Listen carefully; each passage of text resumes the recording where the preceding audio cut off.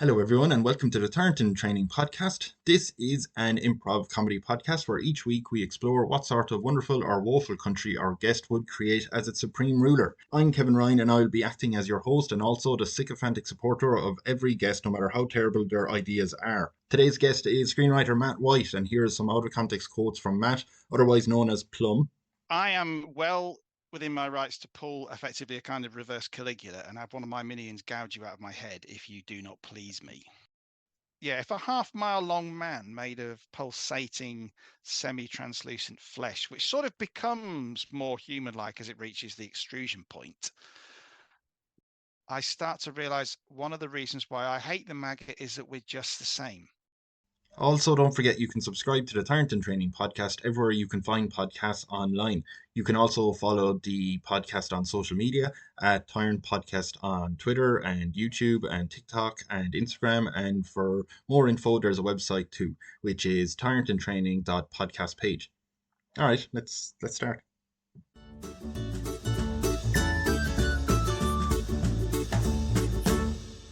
I have a question for you before we start that, though.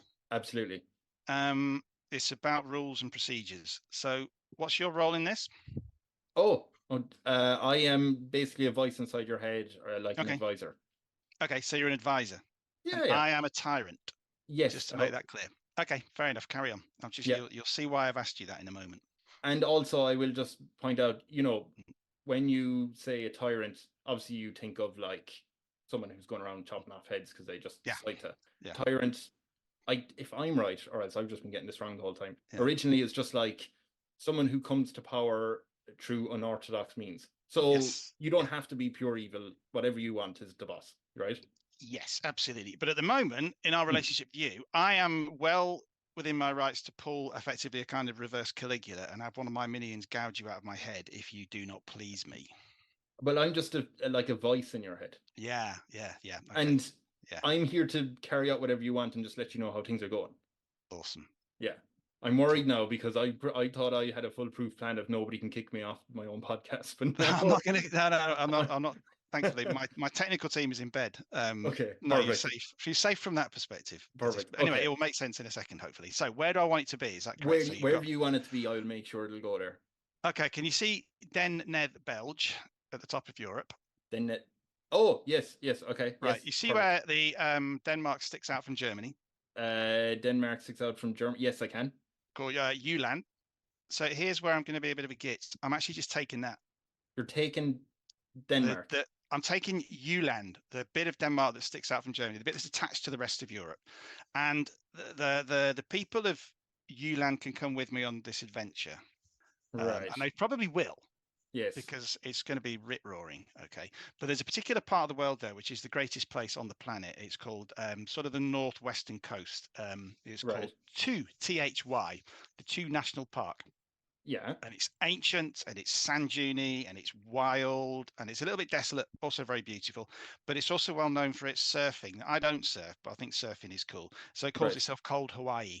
So I am going to I'm going to break the rules a little bit. I'm going to take that piece of land as my own, and I'm going to offer all of the people of Uland the opportunity to stay there if they want. And if not, then obviously I'm going to give them the opportunity to go and live somewhere else. So that is a little bit genocidal, perhaps, but no one's going to be wiped out, and they can stay there if they want. What about the government of Denmark? Why would they go for this? Well, they're in Copenhagen. But would they not? Which is on a different island. But they'd still like to keep. Yeah, absolutely. They'd like to keep it, but it doesn't matter because, I have a foolproof plan. Oh, I need to hear it because I've not made it up yet, but I'm confident. You have it. It's been done. Yes. Well, no, I have it as in the brain cells which are going to produce it are definitely in existence right now. Yeah. Okay. I'm sure with prompting from you. I'm a little bit scared that you'll somehow take me out of your head, so I'm just going along with it. Yeah. Usually. Yeah. That's it. You're on a performance evaluation at the moment. Yeah. Perfect. Not pressure. Okay. But what are you calling this island or this land then? As soon as you have get this, okay? Because one of the things that's important in my Brave New World is awesome humor. Which obviously the pinnacle of awesome humor is what we used to call the dad joke and puns. Oh, yeah. So it's this area to the northwest of Ulan, spelled Jutland for the Brits, is called Two. It's THY. It's pronounced Two. So of course I'm going to call it tree. As in 2 + 1. THYREE. THREE. Basically 2 + 1. This is going to be called Tree. Oh, okay. And you can get sponsorship out of Tree, the mobile service. Yes, absolutely. I get full mobile coverage. That would be fantastic. And 5G. Yeah. I worked for them. They were horrible. Oh, right. Okay. And it was all Well, right. maybe we can usurp them. We can take them over as well. The population of Jutland, because I'm simple, is 2.237 million. Well, yes, in 2017. You could get a lot more in there if you want. It's quite idyllic in all kinds of places. There's all kinds of scope for fitting more people there. Do you want to fit more people in there? No. No. I thought I needed 5 million or something. No. You can keep it as many as you want. Awesome. Okay. So you're calling. So it is the entire part jutting out from Germany, right? It's yes, that's it. Yeah, it's the whole thing. Okay. Yeah. Because I'll be living in the wild bit in the northwest, but I want other people to have access to, coffee bars and art galleries and that kind of thing. Are you okay if it's called Stadia? Are you okay if it's called Tree, but me with my Irish accent, I pronounce it as Tree? I've gone for Tree because it's sort of it's a hard TH sound anyway. So THY is pronounced two. So we're going to call it Tree. Tree. Okay. Out of respect for the Danes and also the voice in my head. What are you going to call yourself as your official title? Are you You're going to love this. I thought of it before. I'm going to have a one-word name, and it's going to be Plum. I mean, like fruit. Yeah. Do you like plums? I do like plums. I've also got a writer friend who I met not long ago, and she's called Plum, and it's just such an awesome name. Is that her so I'm going to name? take that. I don't know. I don't think so, but it's a cool name, and so I'm going to have that. I'm going to share it. Obviously, she can keep it, but also, it's But I was thinking, because maybe I'm getting ahead of myself. I don't want to be widely known. I'm not going to be the figurehead of this, so I'm going to be the power behind a figurehead. So all people will know me as is either Plum or Agent Plum or Secret Plum, perhaps. Are you okay if people are accidentally calling you Plump? Well, given how I'm going to be living my life, I suspect that that's probably going to be fairly accurate. So yeah, that's okay. Eventually, they do start calling you Donald Plump. Yes, that's fine. Absolutely. That's fine. Okay. Again, humor is allowed, Oh, okay. And again, bad puns. Bad puns, precisely. Yeah. Okay. You're possibly developing a habit where you are taking someone's land and taking someo's name, but allowing them to share it. Yes, I'm still allowing them to, and finder's fees will be provided. They'll get free 5G. That's perfect. Three are all in on this. Okay. Yes. Do you have your title and location and the name? Yeah. Oh, you didn't even have to figure out what the origin story is. When you leave Wales to go, I suppose you want to do this secretly. You're not going to make a big announcement that. No, that's it. Yeah. So nobody knows where you are when you leave. Well, loved ones will come with me. On pain of the punishment system, which I've just made up, which I'll tell you about later. So the penal system will come. So it's either you come with me or you don't. And I'm going to buy a house somewhere in a little town in mid Wales. And I'm going to leave the house I'm in now. Yes. But not turn up there. Yeah. It's just. So it's like middle of the night thing. Go with a little fanfare, and then there's no fanfare when I get there. Are you familiar with Dracula, the novel? Yeah. What was he doing when he left for England? Like, would people have not figured out, the vampire's gone? Yeah, absolutely. Yeah, they hated him. But that's like in I'll say Transylvania, but in his castle, because everyone, what was the name of was Transylvania? No, it was the region, but then the little, people in that region would realize the vampire's gone. Absolutely. But he had sort of not mercenaries, but he had admin people from outside. I think they're called the Zigany, who came in and transported him out. So he had paid workers. Yeah, when the people realized he was gone, that was great. They hated him. But would they not have went, I wonder where he's gone? I suppose they won't care. They didn't care. No, back in those days, it was telegrams or bust. Yeah. So So I mean, that's it. I mean, we moved to this part of this little town just before COVID hit, so our profile here is not huge, so we won't be missed that You'll much. be fine. Okay, we'll perfect. Fine. Yeah. So you're not going to be in public at all in Tree. You're going to try and keep in the shadows. Maybe I'll be known for doing other things. Random acts of generosity and writing amazing TV shows, which obviously will get played regardless of how unfinished they are. Yes. But apart from that, I won't be the main figurehead. Partially because here's one of the things that's important to me is I'm not going to ask these people to do anything I wouldn't want to do or I wouldn't do myself. However, I don't think I've got the face to carry that off. And also I do like my privacy, but I don't think people look at me and say there's a stand-up guy, right? My face is too sort of round and jovial. So I want somebody who people would run through brick walls for as their figurehead. Who do you would you get someone you know, or what's? Yeah, I'm thinking actually I had this genius idea. I was walking the dog before. Jill Scott, who was a footballer who played for England, soccer player. Jill Scott. Yeah. She's pretty awesome. Now this is where the swearing comes in, right? So here's the irony of Jill Scott: is she was a bit of a talent person for the England football team for years. She would leave her heart and soul on the pitch every time she played for them, and was skillful and brave and fast and just a fantastic player. And England didn't win much when she was in her prime. Okay, for years she fought and she did her bit, and then right at the end of her career, England won the European Championships. Yeah. And Jill Scott was in the squad, and she came on from the bench, basically just to sort of shut I think it was Germans. I think it was Germany, to shut the opposition down, and just to be Jill Scott for the last 10, 20 minutes of the game. Yeah. And this is a woman who comes from, she's humble. She's a big fan of poetry and stuff like that. She's never forgotten where she's from. She's just an inspirational person. And she became known around the world because she tangled with a member of the opposition. And as they got up and the opposition person said something to her, she was very clearly seen mouthing on camera, "Fuck off, you fucking prick," right? And that is what she's known around the world for years. And she laughed about it. She was interviewed on the radio last year, and she's got mugs with sort of the initialism of it. And I just thought she just embodies that sort of combination of inspirational and human that I think you really need in a truly benign dictatorship, you know. So Jill Scott would be my figurehead. She does because she wouldn't want to do it. She does punditry. Yes, no, she's very good. She's Sky you know what I mean, you know? I trust people like that. Yeah. I mean, it's like, all right, if I was in Ireland, it would be someone like Paul O'Connell. You know, that kind of person who has just lived that dream and has done all that stuff, and you can trust them. And you know, when Jill Scott says everybody today has got to go out and pick up 5 pieces of litter, it's like, yeah, Jill will do it. If I say that, I may have to introduce a secret police, and I just can't be all, you know. Yeah, they might only be picking up 1 or 2 pieces and go, that's enough for him.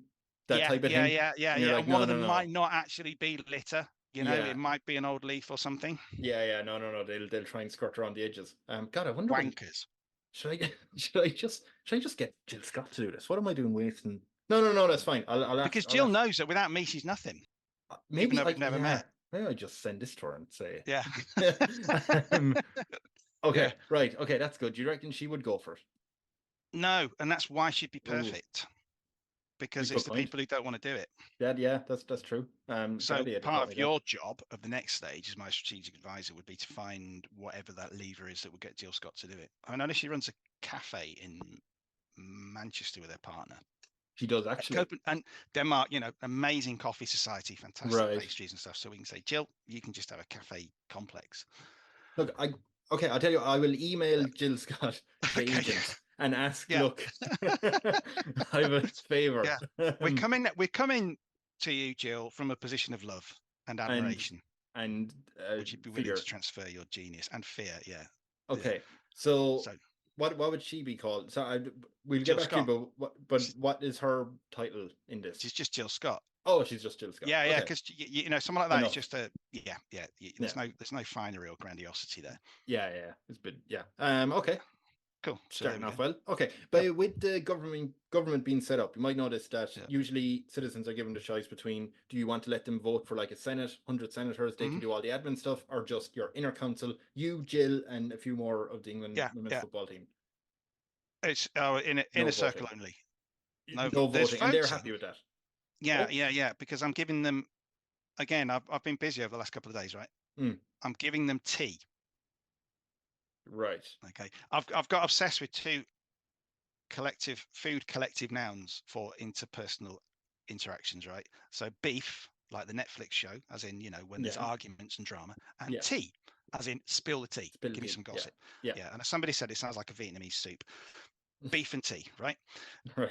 So this is going to get quite philosophical. Are you ready for this? I'm fully ready. I'm in your head. Okay. So, there's other things you've probably seen that you don't want to see. So this might be light relief for you now. So we need catharsis whether it's a social construct or whether it's something we're just born to, humans just want emotional peaks and troughs, right? That's what we do, and we are engaged and involved with each other. And I mean, calls to the Samaritans went through the roof when Princess Diana died, and all that kind of thing, because there was a collective act of mourning, right? And we need those collective moments. We need it's like the equivalent of water cooler TV. And obviously, I'm going to be writing these TV shows that everyone's going to be forced to watch every night. It's going to be like a Lego movie, but at the same time, I want people to have real life interactions. So what I was thinking was, you create a series of arenas. And it's not so gladiatorial, but what you do is people can act out their beef. That sounds really, really rude, doesn't it? So let me rephrase that. People have conflict with each other. Right. They can choose, like you can get in sort of the Guardian on a Saturday. Basically, you can vote for, two people have a disagreement. You can vote. Right. Same with Reddit. Am I the asshole? Yeah. For. People bring their beef to the arenas, and they can express their argument in ways which are, we keep them respectful and all that kind of thing. So there's no name calling or silliness, because I am English. Yeah. You express your issue, you express your sides of the issue, and the people vote. And you can choose how to express that issue. So you can do it, although with respect, some people might express their conflicts and say, well, we want a box. And then the people are the judge, or we want to run around a track, or we want to put a dog between us, and we call the dog, and the dog's got to go one way or the other, or we just sit down and have a conversation over a table, and it's broadcast to 100,000 people who are there, but they get to vote and they get to see the results of it. So I'm giving people tea. I'm giving people insight into other people's private lives, and they can help make decisions about their private lives. And it happens en masse. And that's the voting. And I think you'll find that 99% of people on this planet would be happy with that. It's like saying, I am involved in The Apprentice, but you're dealing with the reality of people's lives. Because Alan Sugar's not invited. No. Even with his old very bad dad jokes, no, he's not allowed. No, I don't want that kind of competition. Yeah. There's going to be one source of dad jokes, and that's the effective, the secret dad with the fruit name. You're not going to keep an eye on this beef though, no, because some of it might get a bit rah speech against the government, no. There is I mean, there will have to be some kind of policing, because obviously, there's got to be an element of consent to it, for example. So you don't want people saying, oh, I choose, beef by chainsaw, when the other person doesn't. So there's going to be an element of that. And yeah, I mean, partially it will just be through expert conditioning by my TV shows. People will not want to be involved with that kind of insurrection and dirtiness. They're just going to want personal beef. They're going to want, he parked outside my house again. Yes. And as soon as somebody says, I parked outside their house because the government is not providing us with enough free parking on the streets, then the people will rise up and say, no, we're shutting that down because we just want the personal beef. So my thinking was that someone would come on saying, I have a very popular review channel on YouTube for the latest show that you're after writing. I think it's great. Yeah. And this person goes, that's nonsense. The storytelling is lacking. I think Plum is holding Jill Scott back. She should be writing the shows, not Plum. Because that's basically just an expression of opinion. And you can do that kind of thing, just not with the arena, not in the world of beef. So they're not allowed, he's hooked. He's out of the arena. I'm saying, look, you can express that opinion, that's fine. Just like, you don't have access to, that's not true beef. So he can stand outside the arena saying, we need to get rid of Plum. Because he won't have 100,000 people listening to him, Well, they'll be inside. They might hear him outside as they're walking out. One thing I do have to say is I'm quite open when it comes to physical, I take all comers into the land of treat. I'm not having people who've got foghorns for mouths, right? I'm not having people whose rejection sort of extends. Imagine you got somebody standing outside a sporting arena, or somebody outside the, Shakespeare's latest is on. Somebody stands outside the Globe saying that shit. Who wins? Yeah, do you know what I mean? So, this is the sort of person who, the way you usually say, oh, just let the person talk until they eventually have to take a breath. Then let them get out. But some people can just keep talking and they don't stop. That's fine. That's fine, because the people, I give the people the choice. You can either listen to that person outside, or you can come in and sit on these plush reclining chairs where the food and drink is free, with a voting button where you can help to influence people's lives, and you get pure beef instead of some turncoat's opinion. And but we're not getting any police on to him saying, look, stop fermenting rebellion. No, because he's not. He's just expressing himself. That's fine. See? That's good. Yeah. See? Yeah. That works pretty well. There'll come a point where we would get the police on him if things went further. You pulled out a knife. I put out a knife, it gets policed. Yeah, that's fine. It gets solid policing. The good policing, and we're keeping the whole idea of policing very vague right now, right? We don't want people knowing what happens when you get policed. Yeah. Yeah. I think policing can range from a sort of a white belt policing along the lines of a stern word, sort of karate white belt. Yeah, basically, or the sort of 10th Dan policing, which is you're shepherded away to the secret faraway place, which we don't talk about. Oh, do you know where that is? Yeah, it's on the border with Germany. Oh, all right. As far away from me as possible. Yeah. Yeah. So it's right down at the bottom. Yeah. By the way, what type of house do you want to live in? Me? Oh God. I mean, the thing about it too is if you I'm moving to one of the existing houses. These beautiful wooden, glass, and brick things near the sea. Which, I mean, I wouldn't requisition it. I would pay the owner for it, because you can buy houses there, for like 4-bedroom houses for like £200,000, stuff like that, £150,000. It's mad. It's So you're just one of them. Move in. Don't forget, I'm just Plum. Are you? But are you living in a community, or are you trying to stay a bit away? No, I'm part of the community. I just do it all in secret. Oh, do you have a mask on or anything? Like, do they see your face? No, that's it. They just think I'm that, the guy without the trustworthy face who's actually really cool and does random acts of kindness and writes TV shows. They don't know that I am actually also ruling. Plum. Yes. Jill Scott is running it in their world. Jill Scott's running it, but what they don't realize is, although I'm quite twitchy and fidgety, what I'm really doing is I'm using my fingers to transmit commands in Morse code, because I've got a little. At no point you're not going to be a little bit annoyed if they're saying Jill Scott is fucking killing it in this country, and because that's TV could be a bit better. TV's rubbish. Yeah, but that's fine. That's fine. Okay. Sometimes people will get policed. Yeah. But there's no achievement though that she's going to get that you're a bit like, hold on a minute, I did that. I'm too lazy for that. I've told you about some of my script writing experiences. So no, I'm used to that. Yeah. I can deal with that. It's fine. Okay. It's fine. Okay. Yeah. As long as I get paid. It's like a warm blanket to you at times. Yeah. It's quite useful. Yeah. Unfortunately, it's been warmed by other people's piss, but it's warm. I'll have a cinema. Obviously, I'll have a cinema room in your room. Yeah. With 8 rows of seats, and the middle. The old-fashioned cinemas, right? When I was a student in Nottingham years ago, went to a cinema and it had one of these. In the middle, they used to have a kissing seat. Oh, so you'd have individual seats to be a double seat, right? And it'd be that, but it's for dogs. Oh, that's for 2 dogs to lie out on. 2 dogs to just come and chill. Right. So dogs and not cinema. Go at it. Not when I'm there. No. Obviously, I might you could build another version of that for people who. When you're not in the room, they go at it. But when you walk in. No, actually, no. It's got to be pristine. It's got to be well-behaved dogs. Dogs okay. Only the upper-class dogs. Okay. What unusual list is 3 top of in the world? Best jokes. I imagine. First place in the world. Best. Oh, King. Yeah, home of the dad jokes. Best approach to public catharsis, and combining public catharsis and democracy in the most meaningless way possible, but it leads to ultimate peace. Most secretive correction facilities. Ooh. Also, one of the first countries in the world to introduce a universal basic income for everybody. Yes. Best healthcare, best social welfare. I mean, you're so close to the Nordic countries. You're going to be in the top. You're going to be in the top 5 even if you don't try and do that. Right. Now, here's the thing. Right. All of those countries consistently come top of the league when it says when people sort of measure happiness.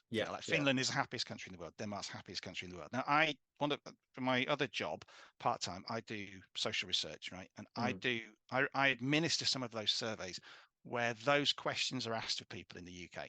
Yeah. And a key thing to point out is they're not measuring true, like happiness as we in the UK, for example, may consider happiness. It's not, they don't measure joy. Right. They measure satisfaction. So Okay. the first leading question within these sort of parts of the surveys that I do is, how satisfied are you with your life, right? Yeah.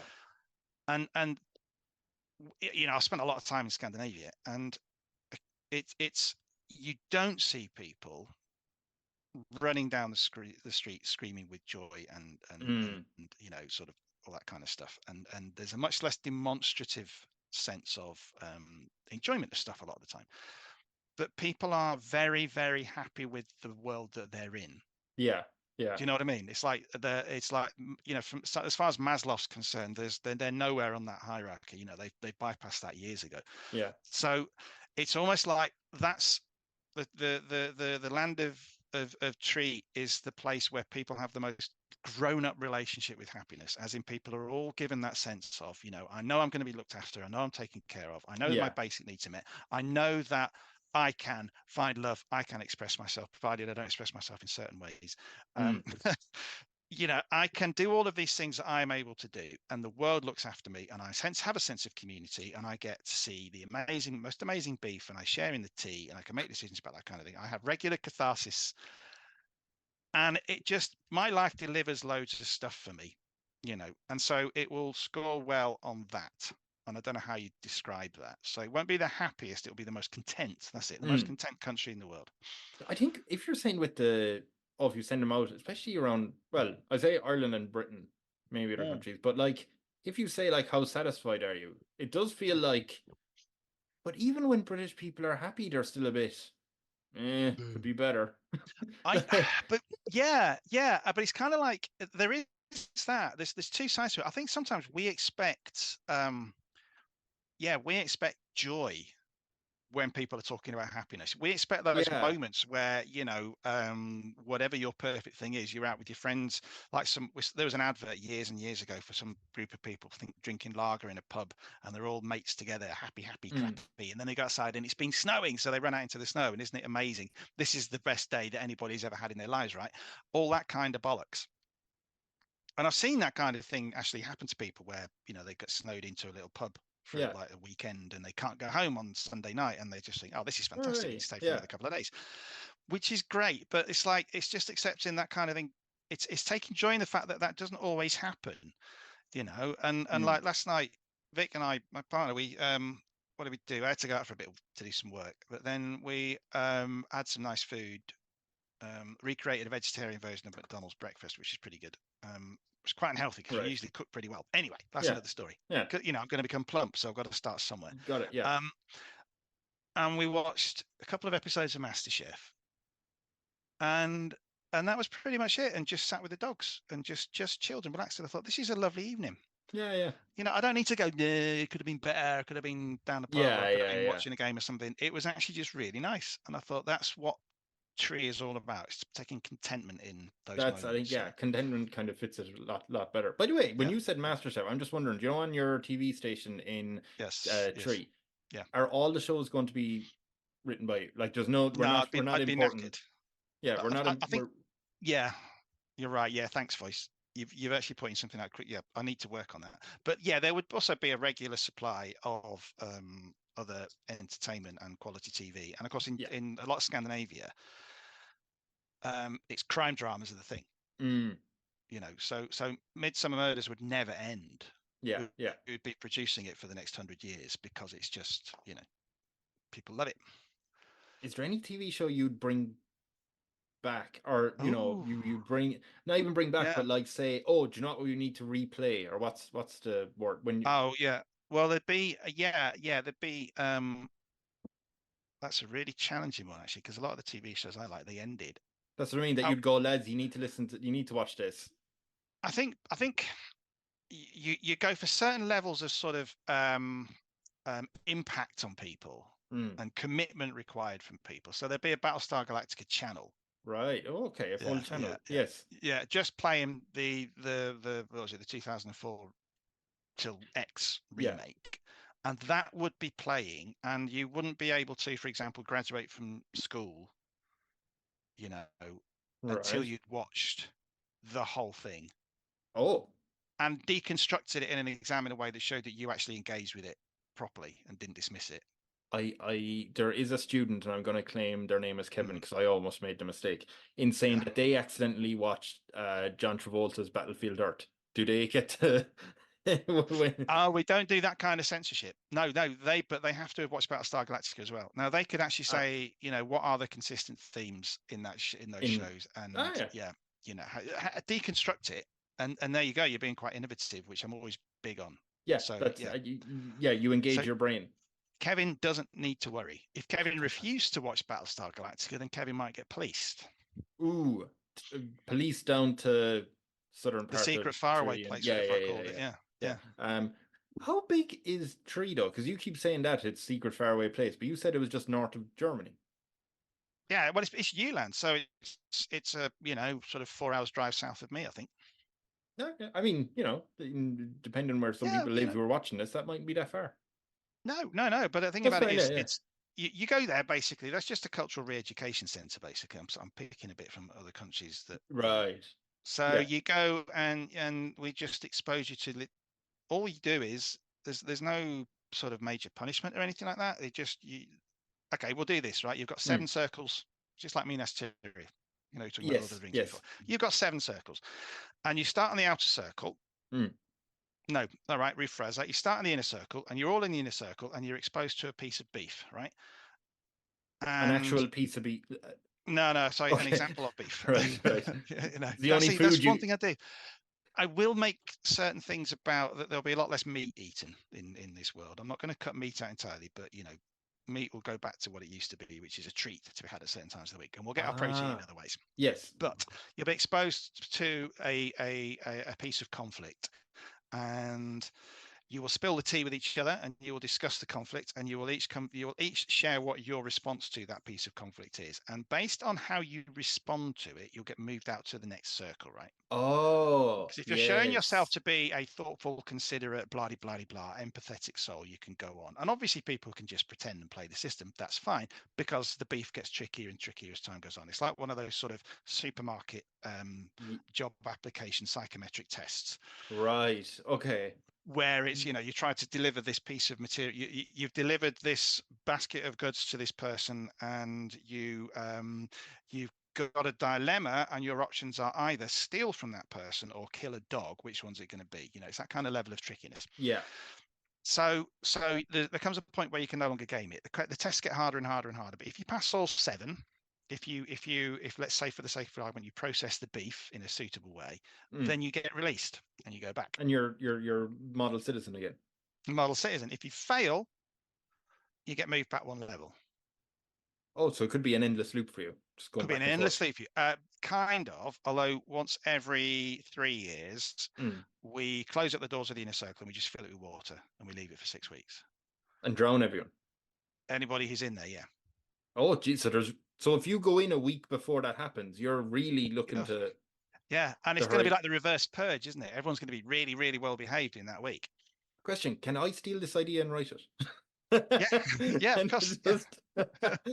Yeah. Right. Technically anything you say on this podcast is copyrighted by me, and That's fine. That means you're answerable to Jill Kelly when she comes looking for you. And Jill Scott. Jill Kelly. God. Jill Kelly. I don't know Jill Kelly. I was wondering. I was like, that isn't your partner? Is it? No. My partner's called Vic. Yeah. Okay.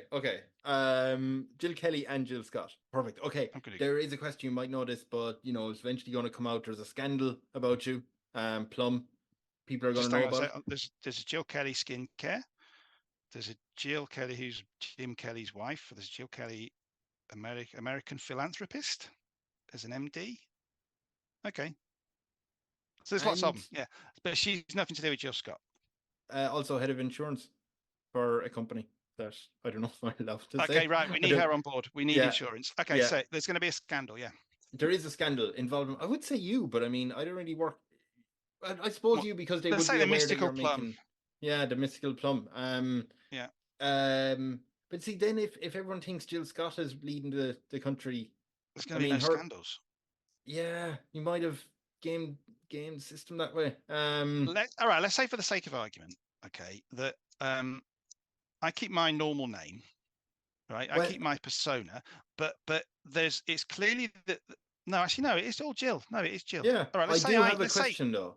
Yeah, I okay, do have it figured out. There is a problem that your advisor is going to come to it and say, that very intelligent and handsome and happy boy Kevin, who has passed school, he has figured out, and he has documented evidence that you had a system to contact Jill Scott to give her orders, right? He has evidence of that, and he is going to the world's media to tell everyone what you want us to do. We have to find him first of all, but yeah. The thing is, the way I approach conflict is my natural response is to say secret police. No, it's actually to say by the time that information gets out, I've cashed in all my checks and shares and I'm living in Mexico. Oh, so you would flee the country under the assumed name Damson, which they'll never find me. But I can't do that because I owe it to my people. He'll just get policed. So we'll find him. Because the system works for them. Yeah, we'll find him. But I mean, we'll never let him out. He's drowning in 3 years. Well, it depends. I mean, people can... there's all about... The prison's not just about retribution. Obviously, I'm not calling it prison because it's not a prison. So, people can move on. And do you know what I mean? It's like he can get out. He can become a fully functioning member of society again. But at some point, he is saying honesty is just too important to me. Well, he'll never get out of the things, then, will he? Now, if he's smart, he'll always make sure that he's in level 2 as opposed to level 1, so he won't get drowned. Oh, so it's only level 1 that gets drowned. Yeah. Level 1 is the only place where you get drowned. Oh, I thought it was all the. I thought it was the whole thing. No, it's not. It's not the whole thing. No. That's it. You can still be good. And while you're in, for the sake of argument, level 4 in your spare time, you could be working as a beef advisor, or you could be making pillows or something, in exchange for money, and you get paid for it. It's not slave labor. So you've got, the closer you get to the outside, the more you can engage with the community around you and the world. So it's like you're getting promoted. So I assume you'll do more responsibility, more pay. Yeah, this absolutely. This is why the tests have to get harder the closer you get to the outside, because you have to, it's harder to game. So if you're on level 1, you're hopeless, is basically what you're saying. There's no point. Well, yeah, kind of. You get dropped into level 1 on your first, when you've committed an offence. Yeah. If you get, and then after your first beef session, if you're still there, then clearly things need fixing. I mean, if you're there for 3 years, you're like, listen, you're picking the wrong option. One of them was a man stole ice cream from a baby. Well, baby shouldn't have ice cream, maybe. But I'm hungry. Eat the baby as well. Yeah. Like if you're saying I'm all for it. Yeah. So, I just think from that perspective, it's got to be, you reach that level where you're just going to be thinking, I'm going to welcome the water, right? So Kevin is going to spend the rest of his life in around level 2, 3, 4, going up and down constantly because... absolutely. But if he gets out and he picks all the right decisions up to level 7, he is saying, I am going to... If he's still doing it... Honesty is the key. If he's still doing it, then he has worked out a way to game the system, which so far has been ungameable. So obviously we need to think about redesigning elements of the system, but if he gets out, then But I mean, he gets thrown back in again. That's what I'm thinking. Like, what beef could be on level 7 that he is unable to win? We'll say that means that if he wins it, he can't now release that information. He would have to, given the nature of his crime, it would have to be a piece of beef, the resolution to which is that he would have to publicly lie and undermine his credibility. Yes. Did you ever watch Malcolm in the Middle? Well done, by the way. That's good. No, I didn't. Thank you. There is a episode of that where I think the start of it, Bryan Cranston is the dad in it. He is told, I think it's someone's having a medical procedure or something like that, right? There's some thing that's going on, and he is told that he is the person who has to decide whether to have basically the surgery or not. It isn't something really dark and bad, but it's something where he's given a situation, he's told. I don't think they ever specifically like tell you what the exact conundrum he's in. But it's like he has two choices and he has to pick one. And for the whole episode, it's just him trying to figure out what to do. And there's parts where he has a dream, and the person in the dream is telling him, "This is what you do. You figured it out." And he's saying, "Well, tell me what it is." And he wakes up before it. And at the very end, they just turn around and say, "Well, you did it, Hal." And he's like, "It was just obvious the whole time, and it's perfect." And he goes off and it's okay. But yeah, that's that shows on the list. That shows on the list. It reminds me of my favorite tweet. You know that old thing about there are two. In front of you are two doors. There's a guard in front of each door. One lies and So it's like So Mix-a-Lot likes big butts and cannot lie. His brother likes small butts and cannot tell the truth. You are allowed 2 questions. I haven't heard that one. That's going to be on billboards. Okay, yeah. That's a good joke as well. It brings you into, like, if you're flying into the country. Yeah, you already know the vibe. Yeah. Underneath just says "Welcome to Tree." Okay, we can work that out. And I mean, that scandal, we don't need to go on TV to explain yourself for that, because obviously it's fine. Do you want any documentary made about Plum or about Jill Scott? Do you want to make up a fantastical fact about Jill Scott? Jill Scott. Okay. Jill Scott used to be an ambassador for the Beetroot Council of the UK. She once, as a challenge before she discovered football, decided that she was going to eat 1,000 beetroots a day. That sounds healthy. Yes, and she managed it, but every morning when she woke up, she went to the toilet and she thought, "Oh my God, my kidneys have failed." And it wasn't. It's just that her urine was slightly stained. Great image. Yeah, well, I do actually. I eat fairly healthily, apart from when I'm trying to recreate McDonald's breakfast. And I'm ancient now, and I still do it. I still go to the toilet after eating beetroot and think, "Oh my God, I'm dying."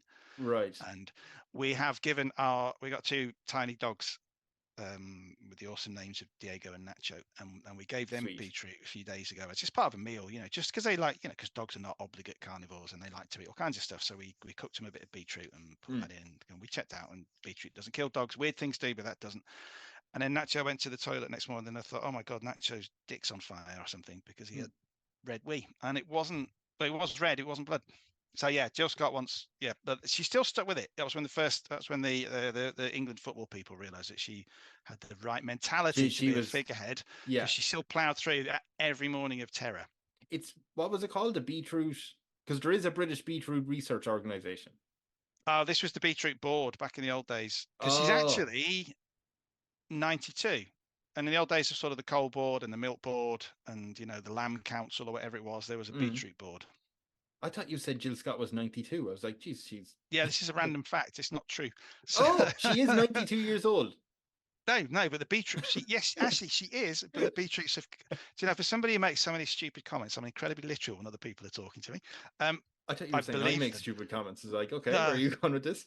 You're actually in my head. You cannot make a stupid comment. That is very true and accurate. So the beetroot has kept her going. She's Aragorn aged. Yes. And by the way, you're looking very well yourself. Thank you very much. Thanks. I like to throw out compliments when I can. Yeah. Thank you. Good voice. Part of the job. I was going to ask this, and I don't know how it's going to go. There's a knock on your door, although technically it's knock on Jill's door. Why not just keep it to me? Just say there's a knock on my door. I'll keep it to you. Yeah. As in my capacity as a private person or something. Yeah, and you still have your inner council letter going. Yeah, absolutely. To be working with you. There's a knock on your door. Knock, knock, knock. Knock, knock, knock. I don't answer that because we've got a bell. We've got a perfectly functional bell. Ling, ling, ling, ling. There you go. Darling, the bell's ringing. Hang on. Yep. Hello?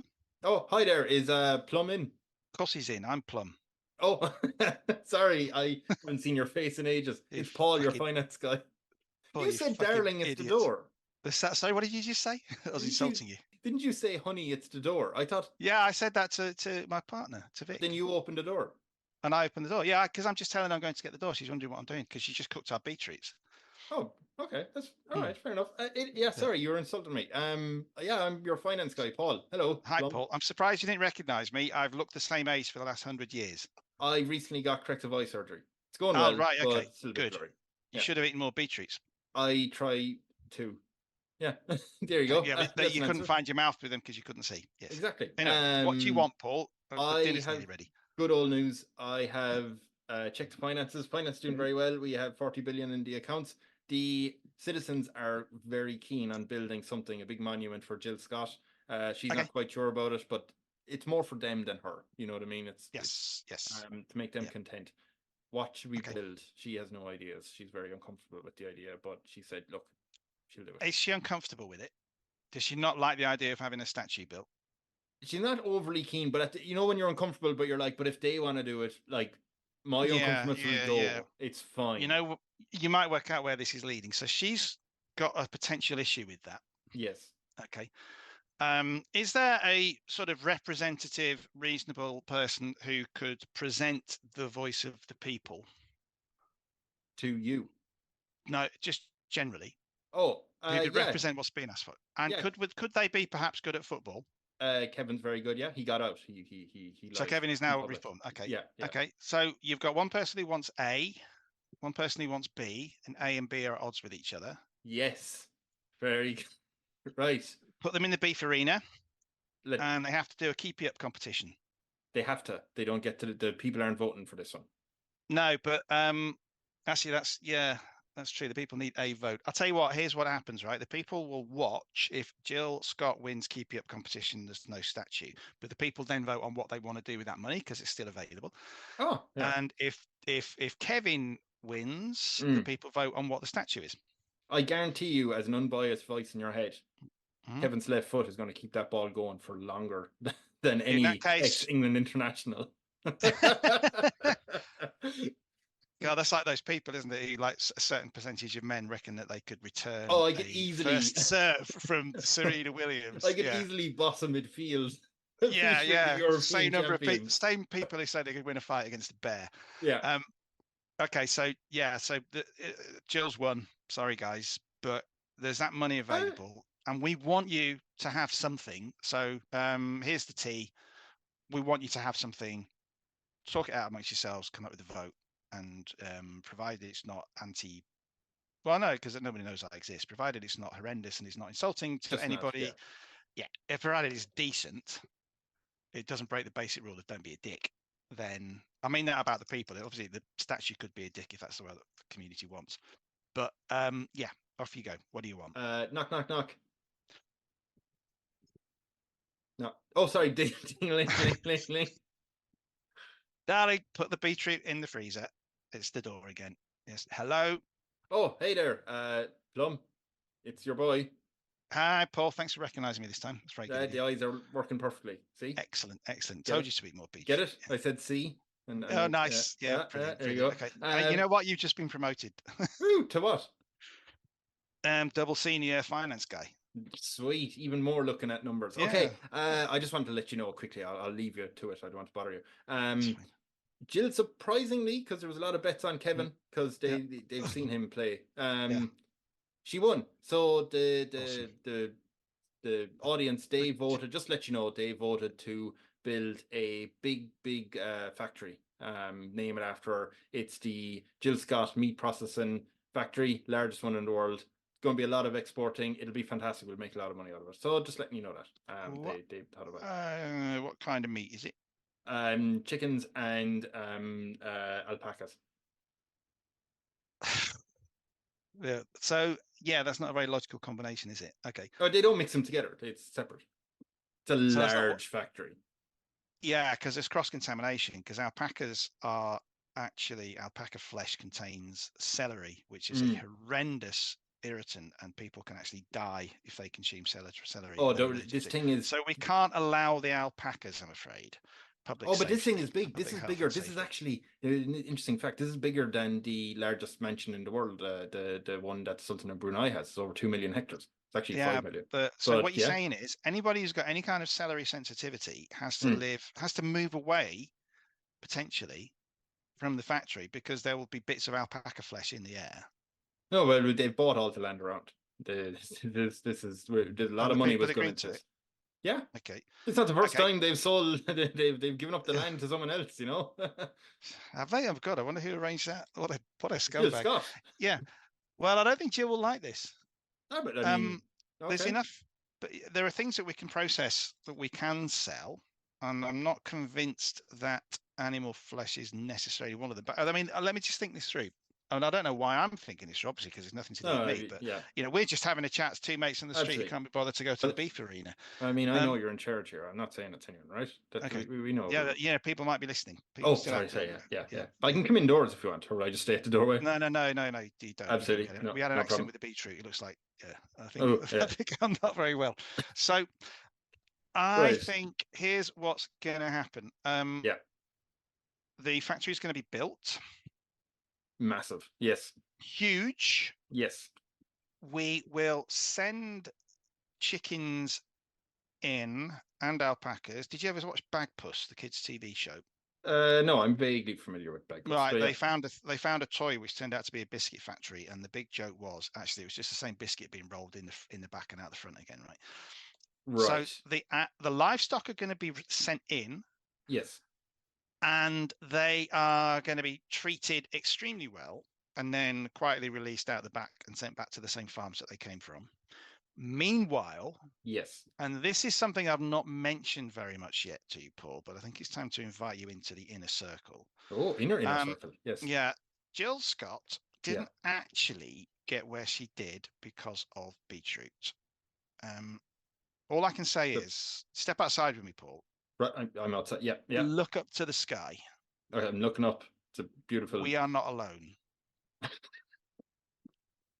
Okay. Jill is an emissary. Go on. Yeah. From the moon Titan, obviously, because she's quite tall. Where Thanos lives? No, the moon. Is it Saturn's moon Titan? Oh, yeah. Sorry. Oh, no. We're well under his radar. Don't worry about that. Yeah. And the thing about Titan is one of the reasons why you don't see any people on the surface is because they all live under the ground because they have enormous maggots. So we're putting them into the factory. Yeah, and we just shave bits off them. So we make people eat that. Wait. So how are we getting them? What? Sorry, I'm confused. I'm overwhelmed. Jill's biggest aim in life, her biggest goal when she came down here was it's soft diplomacy, right? At some point, the world will know that Jill is from Titan. Right. Okay. But by then, the world will know her to be as awesome as, for example, fans of English football know her to be. Yes. And so, we will accept our new neighbours with peace and everything's going to be fine and marvelous. Okay, yeah. Our gift to the people of Titan is this position. My gift as Plum. Been the fact that I've kept this secret, and you may have to. We're going to have to monitor you closely after this, Paul, because you may get policed quite hard, like repeatedly in the face. Is it okay if I tell my husband Kevin? Because this is. Oh, okay. No, ironically, you could have been married to anybody else in Tree, and you could have told them, but not Kevin. Okay. Oh, the other thing is, I need to warn you. The maggots get very hungry. What do maggots feed on? Well, usually grass, but they can be persuaded to eat human flesh. So just watch it. Now, this is the thing. Yeah, they're going to ship down some maggots. We're going to stick the maggots in the factory, and everyone will think it's chicken and alpaca, and it's going to be really. And the good thing about it is the maggots they don't feel pain because they're so enormous, but they are semi-sentient, and they can. You just tell them think like a chicken, and they will. Yeah, they will taste like a chicken. Think like a chicken, and they will produce chicken flesh. Yeah. They will be like they will produce. Oh, okay. They'll produce chicken flavored flesh, alpaca flavored flesh. So actually, you could do beef as well, not the real beef, the meat beef, and pork and lamb and pheasant, ptarmigan. I don't want to take this off track if you don't mind, Plum, but I do have a question about these big maggots. If they can think like a chicken and then look like a chicken, I'll be honest. Me and Kevin are on the rocks. Could they think like a very attractive man? No, sorry, I miss. When I say look like a chicken, it's like a half-mile long maggot looking like a chicken. So if you wanted if a half-mile long man made of pulsating, semi-translucent flesh, which sort of becomes more human-like as it reaches the extrusion point. If you think that's attractive, then maybe it could be. I just can't see this relationship really working. a little bit of information about Paul. I had my sexual awakening while looking at the Sumo World Championships, so I am quite interested in this. If I'm honest, this wouldn't be too bad for me. Yeah. Sumo wrestlers aren't translucent though. They are when they're spend the night with me. Either way, I guess it could work. I mean, so is that your payment for keeping stum? You get a maggot of your own. You're going to have to live in the factory. I'll go on a date. How about that? Yeah, you know what? Maybe I should try with Kevin. We'll introduce you to one of our production lines in inverted commas. Perfect. They won't eat me. Yes. No, they won't eat you. No, because you're not being naughty. So they're trying to. This is going into realms that I would rather stay away from. All right. So we've built it. That's fine. I'll leave. Okay. Yes. I'll go away. Okay. Plum, what is your favorite movie franchise? Franchise? Depends. I would say the Lord of the Rings trilogy, but I don't think it's a franchise because it was a sort of self-contained trilogy. Yeah, but all right. Fan of the Hobbits? No, not at all. That's the other thing. Don't like them. So Rings of Power. What do you think of that? I actually quite enjoyed it. Me too. Yeah, and also because the lead character is played by a Welsh actor, so that's pretty cool. Do you know what I enjoyed about that when me and Celine were sitting down to watch it? I quite liked that you had House of Dragon as well, which was just a different tone altogether. Yes. So you had the political intrigue of a family fighting, blah, blah, blah. But then a few days later, you just have something that's a bit more fun, not fun, but like adventurous. That's it. Yeah. But I quite liked it because Celine wouldn't really be familiar with the lore of Middle Earth. Yes. So she would say to me like, so is this in the books? Like, is Galadriel like this? And I wouldn't be 100% confident in everything, but I'd be like, no, I don't think so. Or she'd say like, so the wizard there, is that how like Gandalf comes to Middle Earth? I'm like, no. And I just tell her like what I know of it, and she'd go, cool. Like she wouldn't go, oh, well now it's ruined on me. Like she'd be able to separate. Well, what's cool about it is, of course, is that the source of those stories is quite limited. Yeah, because they don't have the rights to the full Tolkien estate, so it's just the bits in the books, isn't it? It's the annexes to the books. So So okay, so no, that's not my favorite movie franchise. I'm trying to think because I like so many great movies. I would suggest, you know what? I'm going to go out there and I'm going to say Final Destination. How many do you make of them? It's about 7, I think. 6, 7, yeah. 5, 6 or 7, yeah. There is. I drove past the lorry yesterday with a lot of logs on the back, and I was just reminded of it. So at the moment, it's the one that's most active in the. Were you driving behind it, or did you just drive past it? No, I drove past it on a very, very narrow country lane, and it was doing a fair old speed, which is why I started to think, okay, it's time. Death is coming for Plum. We do have an email. It's from your God, who the hell would get an email? Your entertainment guy, your agent. Saying, listen, I know you're you're not really a public figure here, Plum, but who made Paramount, maybe, or not Paramount, Sony. I'll have a look.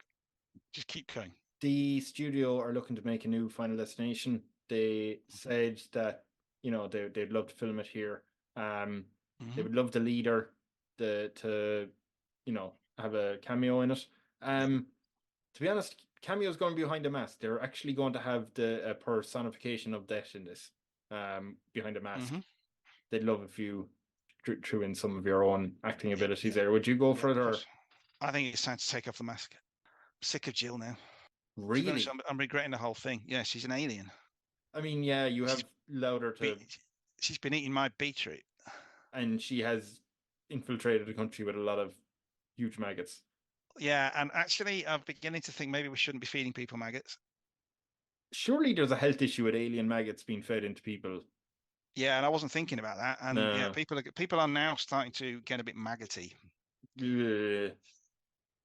So it's like, and some are starting relationships seemingly. Strange relationships. Yeah. So it's not only, what is it for health checks now? You do BMI, you also measure somebody's waist, and you'd also now have to put them next to a piece of rotten shit and see what they do, see if they try to eat it and grow. And if they do, then they're not very healthy. Yeah, this country's kind of fallen apart a bit now. It's turned into Maggotville. Maybe Kevin should have won that Keepy Uppy. Maybe you should have given Kevin that victory, huh? Well, yeah, but the people have spoken, Yeah. Tea was spilled.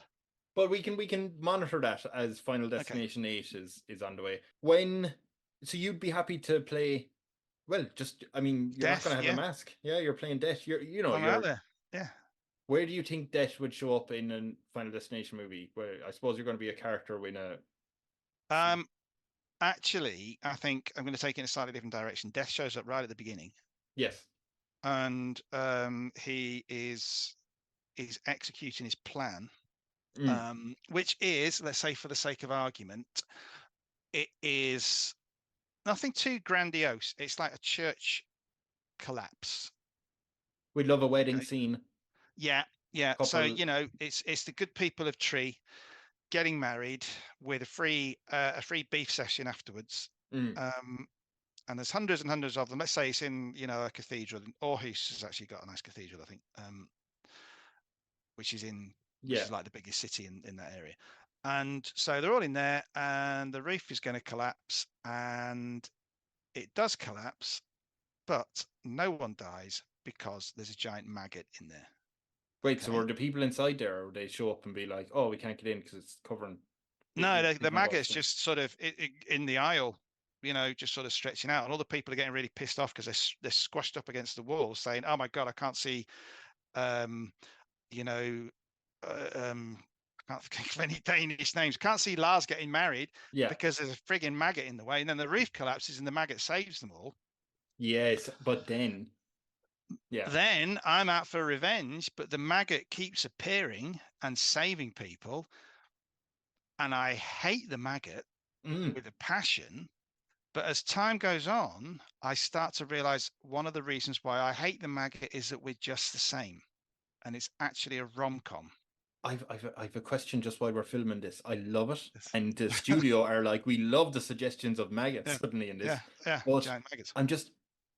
I think people are a bit surprised that there's a giant alien maggot like in the. Yeah, there's something I need to talk to you guys about. Yeah. Meet my good friend Jill. She's going to tell you everything. Jill Scott. Yeah. Right. Yeah. Have some beetroot. Right. Yeah. And sit down and talk with Jill Scott, and she's going to tell you all about the thing with the maggots. But yeah. Okay. We'll have a quick meeting with her. We've had it. Good. How did it go? I mean, there's a lot to take in. We won't lie. I think there's a lot that's going to need to be resolved and figured out later. We still want to get this movie out because there's deadlines. Post. Yeah, deadlines to hit. So I think for now we're just going to keep the maggot story, the rom-com idea in. Yeah. We do like that. I think we're just going to film these scenes, get them out into the movie cinemas. The whole world can deal with the alien invasion later. Yes. Yeah. So well, we just do a Q&A. We just do a series of Q&A sessions with me and Jill Scott and a maggot. We with this scene. Are you in the church thinking, "Oh, church is going to collapse in a minute"? I'm outside. I'm Death, right? So I've got my cowl and my scythe because I'm quite traditionalist. And I'm outside the church, and I've sort of seen all the people go in because the maggot basically is there because the maggot just went in there because it was looking for rancid flesh or some grass, and it got stuck. So everyone goes in, and then the door shuts, and I'm looking at my watch, and I do a maniacal laugh, and then I just go like that, and the roof collapses. And it collapses. And no one screams after a few minutes. No, because you're stuck with the maggot. But no one screams. So I go up and I see everybody just standing there looking up because they're under the maggot, and the maggot's just saved them all. And I just go, "Fuck you!" And then it cuts to the opening credits. And then you don't show up at all for a while later until you. It's my story. Because it's my country. It's following you. Yeah, so I am then saying, right, well, he's going to die, he's going to die, that person's going to fall off that wall, and they're going to land on that spike that's been kicked over there from a rogue skateboarder, and over there there's a tiger, and we think the tiger's going to get out of the zoo, but actually the tiger steps on a landmine, and the tiger's leg flies through the air and goes through the mouth of the victim, and I imagine it all, but it never happens because that maggot keeps appearing and getting in the way. Eating the landmine, and it doesn't even hurt to phase him. No, it's not even that useful. It just gets in the way. It just rolls along and just sits there like that, and then it just bounces off. So it's not even. This is the thing. I'm just thinking you're not even being smart. There's nothing clever about you. You're not foiling me. You're just accidentally getting in the way. No, but then one day the maggot turns around and says, "What? You think calling yourself Plum and hiding behind Jill Scott and allowing maggots to take over the world? Do you think that's smart?" And so I think, "Oh God, we're just the same." we're both idiots. I dare say in the scene, and I'm going to play the part of the maggot. Yeah. The maggot would turn around to you and say, "Let me ask you a question." Yeah. What are you And getting? I'll be like, ring the bell. Oh, sorry. Ring the bell, ding-a-ling-a-ling. Yeah. Hey, I found your address. Plum. Yes. Apparently, this Oh, is you just... recognise me? Thanks. Yes, I do. Yes. I noticed you're around. Even though you're Plum, but you're also the Grim Reaper. You're also dead. Yep. This is a fictional. That's cinema. Yeah. Yeah, that is true. This is breaking boundaries. Hey, let me ask you a question. Okay. What are you getting in the way of? Well, nothing. I'm deaf. No. All right. Let me tell you this. No, I'm getting in the way of eternal life. Let me tell you this. You're wrong. You're getting in the way of the same thing that I'm getting in the way of. What's that? You. Oh my God. No. That's my beetroot's ready. I've got to go. I lean in for a kiss. Door slams, I run off. I hit the door. It's too soon. It's too soon for the kiss. Yeah, you hit your maggot it's a face comedic moment. You hit the door. Yeah, it's a nice comedic moment. Yeah. Fantastic movie. Right, that's the second idea I'm stealing. There's a knock on your door again. The maggot's gone. Okay. Movie's over. Knock, knock, knock. Yeah. Oh, sorry. For fuck's sake. The ding-a-ling-a-ling. No, it's all right. The bell's broken. I don't know what you're ringing. Oh, sorry. Knock, knock, knock. You got broken by the maggot. Yeah, must have big paws on it. Big knock, knock, knock.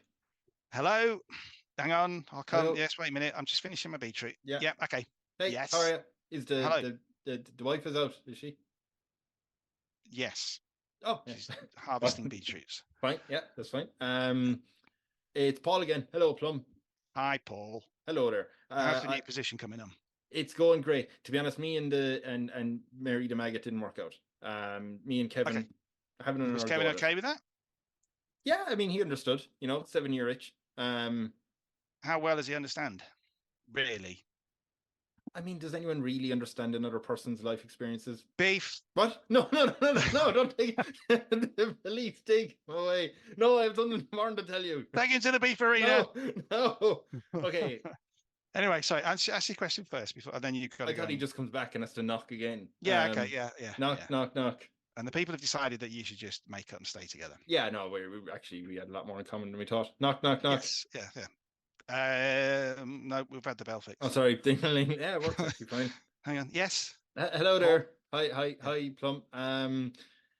So me and Kevin are right on track. Hooray! Great news. Yeah, we're doing very well. Stronger than ever. Thanks very much, by the way. It was a great idea. It's all right. It's all right. Didn't stop us at all. How did it feel having to admit to 100,000 people that you had sex with a giant maggot? Do you know what? Liberating. Good. Yeah, Okay, you should try it sometime. You see? Yeah, no suppression in this world. Anyway, we are going on holiday. We're going to Paraguay for 9 weeks. Okay.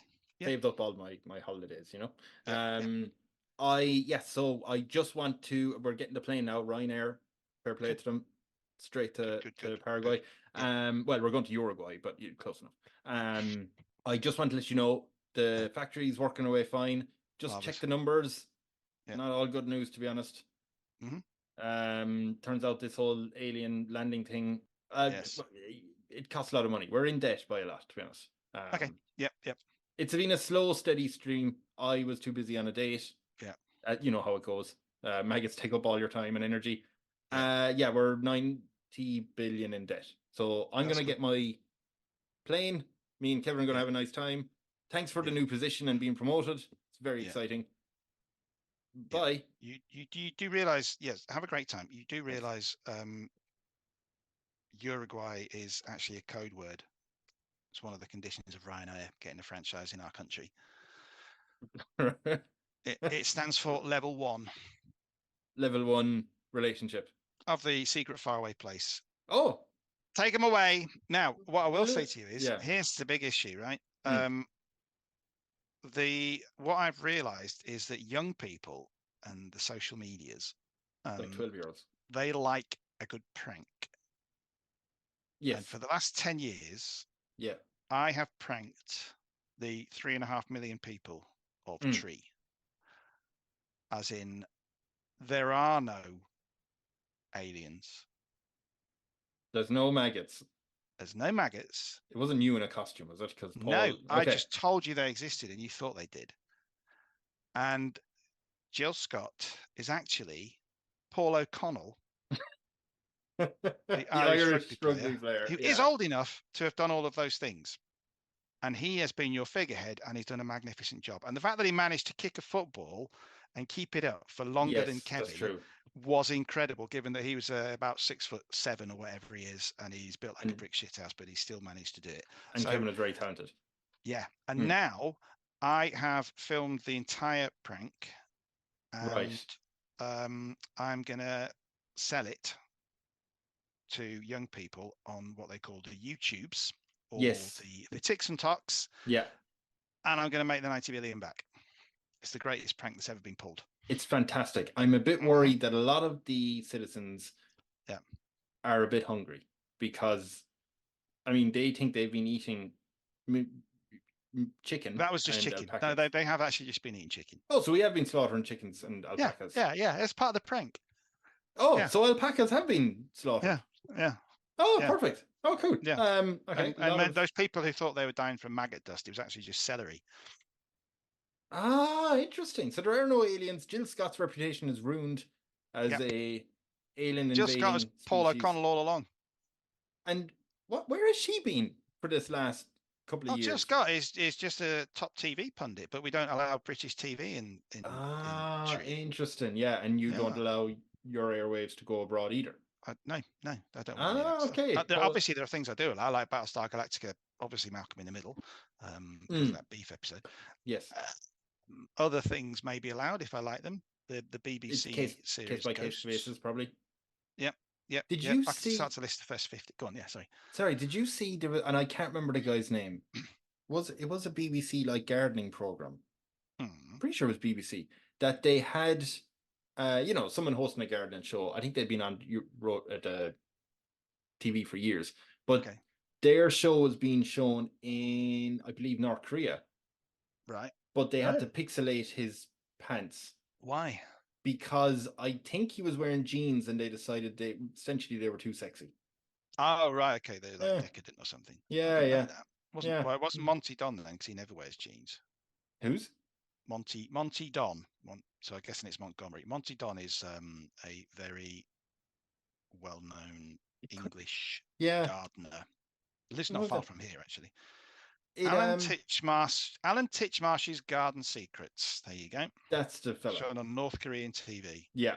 Apparently he was pixelated. Wow. No, but I have to ask a question as Kevin. The beauty of that is, though, he's got the word tit in his name. They didn't censor that. They didn't censor that. That was fine. Yeah. Just as Kevin, I said I would check in with Jill Scott, see would she do this podcast, and then see how she would actually do as leader. Do I now have to check with Paul O'Connell, or do I just stay with Jill Scott? Or no, you got to check it with them both because they're closely entwined with each other. Jill Scott obviously had to give her permission to Paul O'Connell for Paul O'Connell to play Jill Scott for the last 80 years. Yeah, so she wouldn't sue, and so she is aware, but she's okay with. Yeah, she's fine. She's fine. She thought it'd be a laugh. She seems. Yeah. She seems pretty she's up for a prank. Yeah. And Paul O'Connell actually loves beetroot. Oh yeah. And he wasn't allowed to eat it when he played rugby because it wasn't manly enough. It wasn't. Yeah, to keep it up an image. So geez, he did well playing I presume much smaller Jill Scott. Fair play to him. Yeah. His back really hurts now. So Paul is on not Paul O'Connell, but Finance Paul is level 1. I mean, he only went in 2 days before the drowning. I know. He got out though, surely. No. Oh, he drowned. Oh, he was promoted beyond his means. Come on. I mean, how much did you say? 90 billion? Yeah, but he got promoted, so he didn't actually check the numbers, does he? When you get up that level, like, you don't check the numbers. You're more important. No, I paid Paul to do it, and Paul didn't do a good job. But I thought he went above that role. Like, he had someone underneath. Paul was smart enough. He would have said, my underling has checked the numbers and has found out that we've got a gap.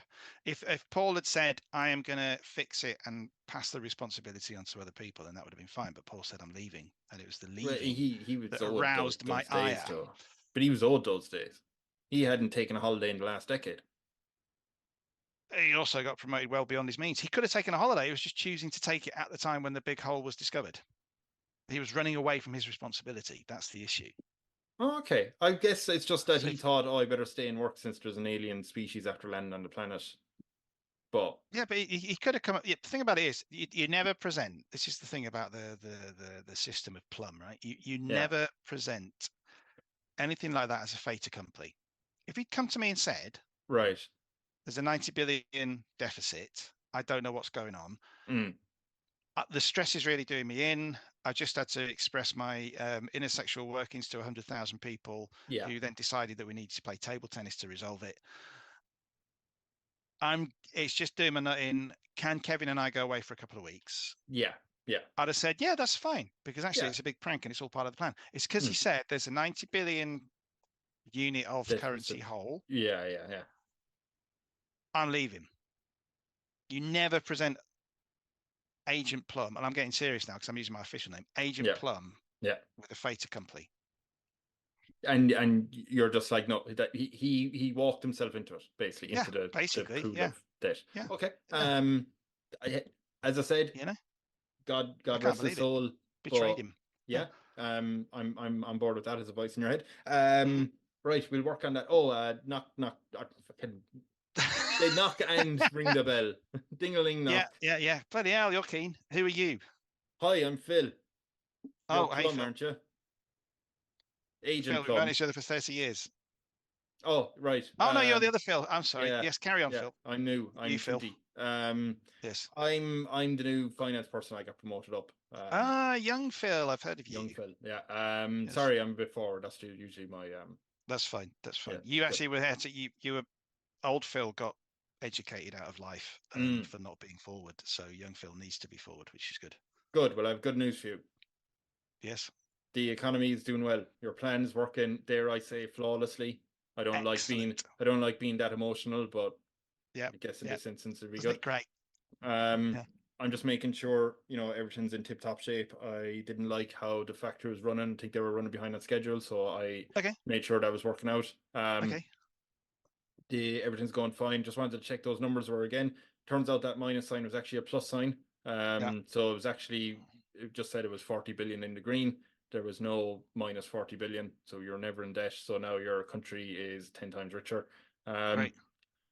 Kevin is wondering where Paul is. Yeah. Kevin?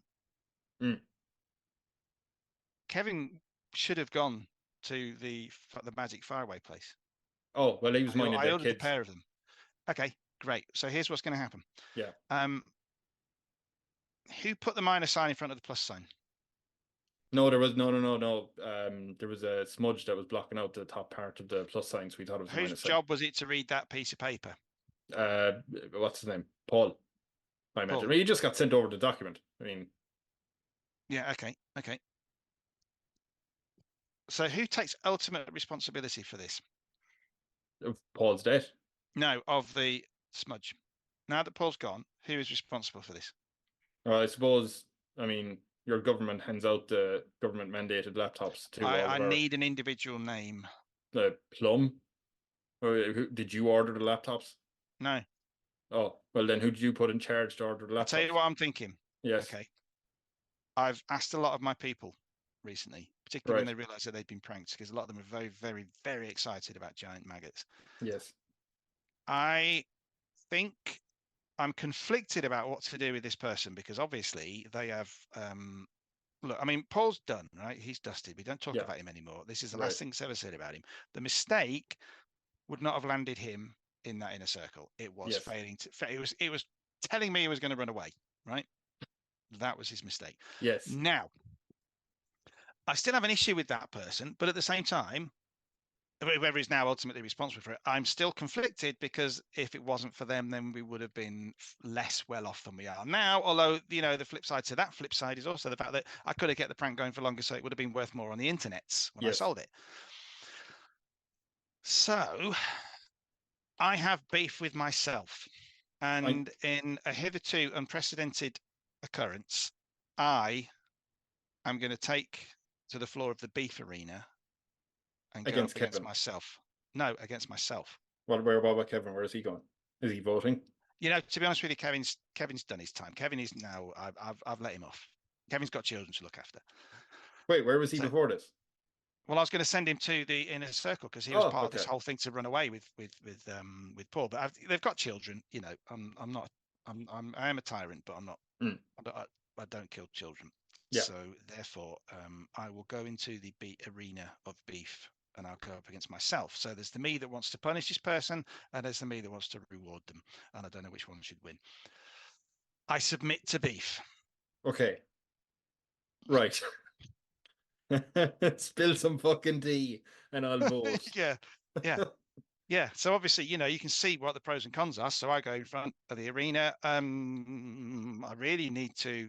The first thing that the people do after the tea has been spilled is they need to choose how I express this conflict with myself. So in other words, do they just vote yes or no? Do I fight myself? Do I play table tennis against myself? Do I do a poetry competition? I think you need to write a poem, and the best version wins. Okay. There once was a man from what? Sorry. I was just sitting in my chair. Continue. Okay.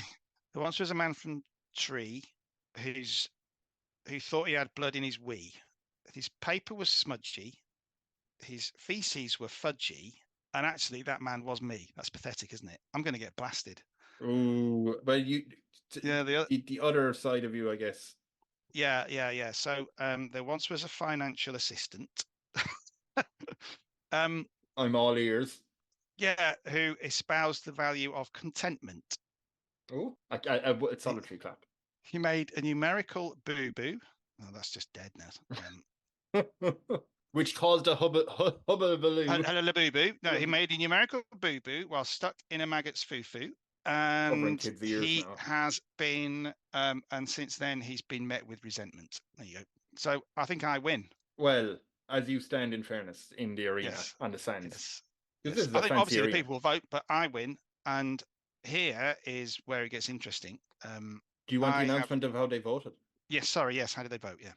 There was a lot of discussion, to be honest, because this is unheard of. I mean, Plum is in the arena arguing against himself. Just that normal guy who likes to eat his beetroot and give things to people. Yeah.